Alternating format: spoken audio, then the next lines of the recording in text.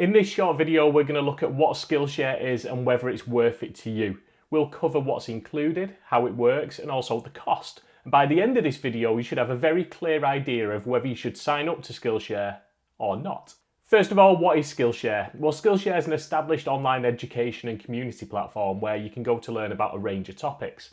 As the self-development and learning industry has grown, so has Skillshare, especially over the last few years where people are escaping the rat race and their day jobs to pursue work they love or build their own businesses. It's an online platform that you can access via the website on any device or even install the app so that you can download videos locally and watch them whilst you're on the move. Now, before we talk about the costs and the alternatives to Skillshare, let me dive in and show you around. So I've just logged into Skillshare, and what it's done is it's brought up some of the classes that I've got saved, but it's also making recommendations based on stuff that I've previously watched.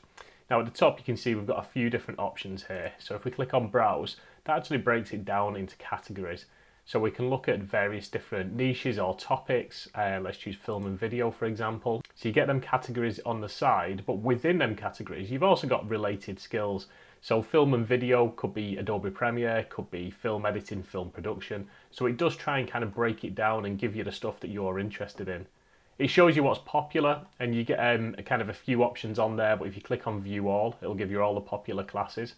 And you can see from taking a quick look as well, so Marcus Brownlee, MKBHD, an absolute legend on YouTube.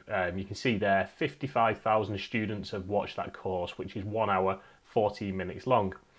And if you look in the bottom corner, do you see this? This is like a bookmark tab. So I've already bookmarked that one.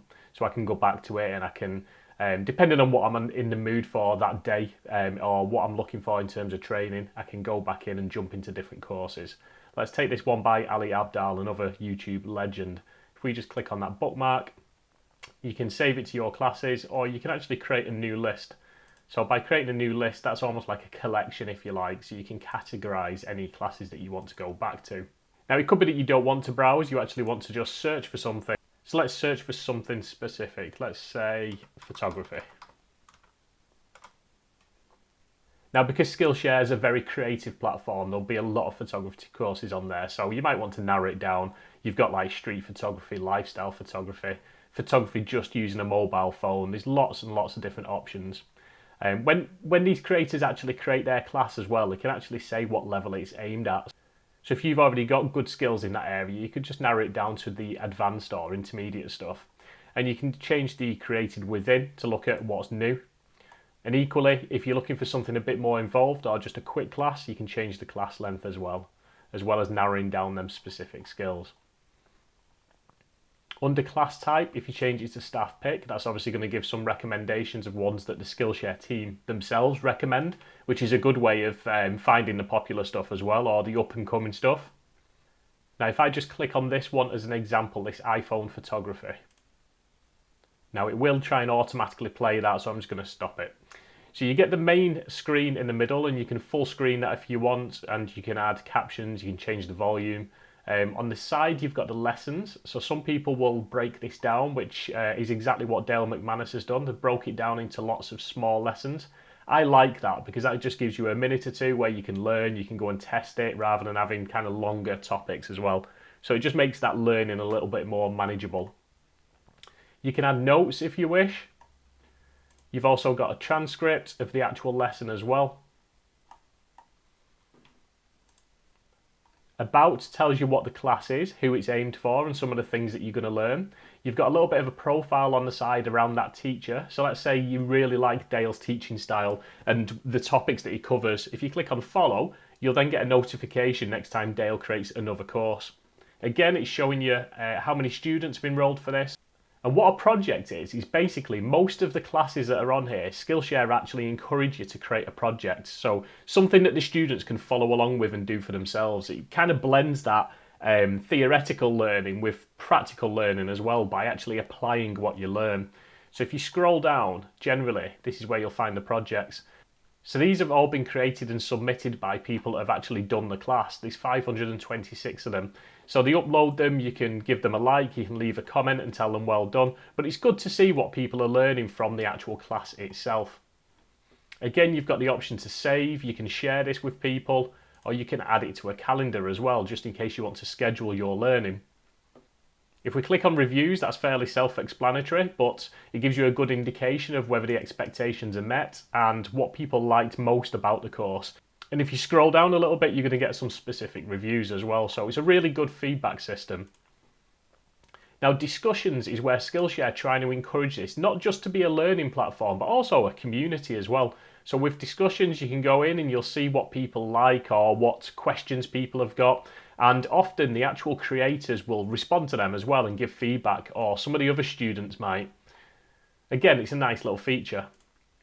And projects and resources is literally just a description of the actual project. On some of the courses on there, they'll have links and maybe a little bit of further guidance that you can use as well, so that you can create your own project. Now I'm just going to go up to the top again. I'm going to click on Learning Paths. Now Learning Paths is slightly different. Whereas when you browse and you search, you're looking at specific courses or creators, Learning Paths are creating almost a collection of different classes and giving you a more all-round approach. So let's say, for example, you wanted to learn Adobe After Effects. If we just click on that, it tells you a little bit about Adobe After Effects and the path, and it's saying we've got 5 classes in here, almost 6 hours of on-demand instruction. So there's no experience required, and if you scroll down, it's basically put together some of the best classes around that actual feature. So it's created that collection, which is called a learning path. So again, another really useful little way of doing things. But maybe you want to become a teacher yourself on Skillshare and tap into that existing audience and show off some of your skills. If you do, make sure you subscribe to my channel, because I've just become a teacher on Skillshare myself, and I'm going to share what I've learned and help others get started as a teacher as well. Now you may wonder, how does it compare to other teaching platforms? Well, generally it's more in-depth and focused than perhaps the content you might find on YouTube. It also has much fewer distractions, so you can just concentrate on the course and learning rather than having half an eye on all of the recommended videos that YouTube suggests or the adverts that are playing constantly. Now, there are other learning platforms too, like Udemy for example, which is a good platform, but in my opinion is broader and maybe better for other topics and niches. Also, with Udemy, you generally have to pay for each course, which can soon add up. Skillshare is a subscription model where you pay for premium access and can then dive into all of the courses on there for that one subscription cost. Plus, I've also added a link in the description that will give you a free 30-day trial, so you can jump in, take a look at Skillshare, fill your learning boots, and then decide if it's for you. Now, one thing to consider when purchasing Skillshare is what you wish to learn. Compared to other platforms, Skillshare is very focused on creative and entrepreneurial topics. It attracts well-known content creators like Ali Abdaal, Marcus Brownlee and Amanda Rach Lee, plus many, many more.